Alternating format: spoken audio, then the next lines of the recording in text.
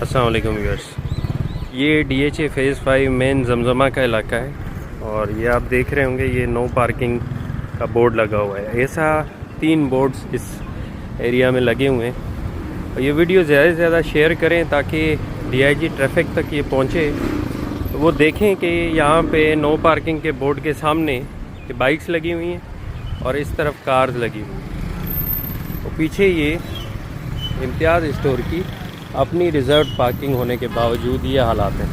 تو یہاں سے لفٹنگ اور ٹوئنگ نہیں ہو رہی، کوئی کسی کا چلان نہیں ہو رہا۔ عام بندوں کے لیے مصیبت ہے، لیکن یہاں پہ کسی کے لیے، کیونکہ یہ پورش ایریا ہے، یہاں پہ کوئی آپ نے جو ہے نا کانسٹیبل کھڑا نہیں کیا جو لوگوں کو تھریٹ کرے کہ یہاں پہ نہ لگائیں اور یہ ایکسٹورشن ریموو ہو۔ یہ دیکھیں پوری لائن ہے پارکنگ کی گاڑیوں کی، سامنے اس طرف۔ اچھا، اس پہ اسٹور پہ ہم شارٹ میں بعد میں بات کریں گے کہ یہ جگہ کس کی ہے اور یہ جگہ کس طرح سے آکیوپائی کی گئی ہے، اس پہ ہم بعد میں بات کریں گے۔